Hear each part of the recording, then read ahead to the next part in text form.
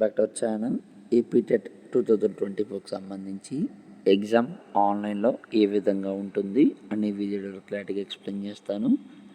దానికంటే ముందుగా మన ఛానల్ ఫస్ట్ టైం అయితే చూసినారో సబ్స్క్రైబ్ చేసుకోండి, పక్కన గంట సింబల్ గట్టిగా నొక్కండి. మన ఛానల్లో పెట్టే ప్రతి వీడియో మీకు అయితే నోటిఫికేషన్ కింద రావడం అయితే జరుగుతుంది. ఈ వీడియో కనుక నచ్చినట్లయితే లైక్ చేయండి, షేర్ చేయండి, కామెంట్ చేయండి. ఫ్రెండ్స్, వీడియోలోకి అయితే వచ్చేద్దాం. సో ఇక్కడ మీకు మాక్ టెస్ట్ అని అయితే ఇవ్వడం అయితే జరుగుతుందన్నమాట. మీరు అందులో అయితే ఎగ్జామ్ అయితే రాసుకోవచ్చు. సో ఎలా రాయాలి అనేది వీడియోలో క్లారిటీగా ఎక్స్ప్లెయిన్ చేస్తాను. సెకండ్ ఇప్పుడు పేపర్స్ విడివిడిగా అయితే ఉన్నాయన్నమాట. మీకు ఏ పేపర్ కావాలో ఆ పేపర్ అయితే మీరైతే సెలెక్ట్ చేసుకోవచ్చు. నేను పేపర్ 2A సోషల్ ఇంగ్లీష్ అయితే సెలెక్ట్ చేయడం అయితే జరుగుతుందన్నమాట. క్లిక్ ఇయర్ అని చెప్పి క్లిక్ చేసేయండి. క్లిక్ చేసిన వెంటనే మీకైతే లాగిన్ అని అయితే రావడం అయితే జరుగుతుందన్నమాట. ఈ లాగిన్లో మీరైతే మీ లాగిన్ ఐడి వాళ్ళే ఇచ్చేస్తారు. పాస్వర్డ్ అయితే మీకైతే ఇవ్వడం, అక్కడికి వెళ్ళిన తర్వాత ఇవ్వడం అయితే జరుగుతుంది. రెండు ఉంటుందైతే చెప్పడం అయితే జరిగింది. ఇది సరిగ్గా చదువుకోండి అన్నమాట. ఎగ్జామినేషన్స్ అనేది మీకు 2 hours 30 minutes అయితే ఎగ్జామినేషన్ ఉంటుందని అయితే చెప్పారన్నమాట. ఇక్కడ రైట్ సైడ్ అయితే మీకైతే క్లాక్ కూడా అయితే ఉంటుంది. సో కౌంట్ డౌన్ అయితే స్టార్ట్ అవుతుందన్నమాట. మీకు ఎగ్జామ్ స్టార్ట్ అవ్వగానే ఇక్కడ సిల్వర్ కలర్లో ఉంది కదా, you have not visited the question at, అంటే ఆ క్వశ్చన్ మీరు చూడలేదు అని అర్థము. ఆరెంజ్ కలర్లో ఉన్నట్లయితే కనుక you have not answer this question, మనం క్వశ్చన్ చూసాం కానీ ఆ క్వశ్చన్కి ఆన్సర్ చేయలేదని అర్థం అన్నమాట.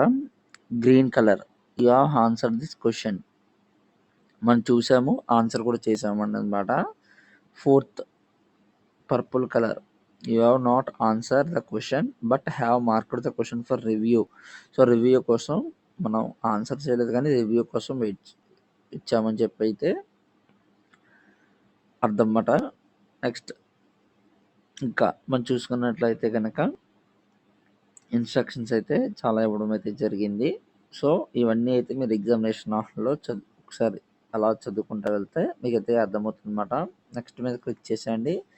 క్లిక్ చేసిన తర్వాత ఇక్కడ ఇది mock test. So mock test కోసం మీరు ఎలా ఉంటుందో తెలుసుకోవడం కోసం మాక్ టెస్ట్ పర్పస్ అని చెప్పారు. I'm ready to begin. ఇదే పేపర్ వస్తుందని చెప్పలేము, ఇది జస్ట్ ఎగ్జాంపుల్గా ఎలా ప్రాక్టీస్ అవ్వాలని మాత్రమే ఇచ్చారు. సో ఇక్కడ మనం చూసుకున్నట్లయితే కనుక మీకైతే ఇక్కడ క్వశ్చన్ అయితే ఇవ్వడం అయితే జరుగుతుంది. 1 2 3 4 5 6 దాదాపుగా 30 క్వశ్చన్స్ అయితే ఇచ్చారన్నమాట. సో మీకు ఏ క్వశ్చన్ కావాలో ఆ క్వశ్చన్ అయితే మీరైతే సెలెక్ట్ చేసుకోవచ్చు. ఇక్కడ మీరు చూసుకున్నట్లయితే కనుక రైట్ సైడ్ టైంలోనే ఎగ్జామినేషన్ స్టార్ట్ చేసిన వెంటనే టైం అయితే కౌంట్ అవ్వడం అయితే జరుగుతుంది కూడా. సో ఇక్కడ మనం డౌన్ యారో క్లిక్ చేసినట్లయితే కనుక మనకి ఆప్షన్స్ అయితే కనిపిస్తున్నాయి. అప్ యారో క్లిక్ చేసిన వెంటనే క్వశ్చన్స్ అయితే రావడం అయితే జరుగుతుంది. సో ఇది ఓన్లీ ఫోన్ కాబట్టి మీకైతే ఈ విధంగా వస్తుంది. కంప్యూటర్లో అయితే మొత్తం క్వశ్చన్ అంతా క్లారిటీగా అయితే రావడం అయితే జరుగుతుంది.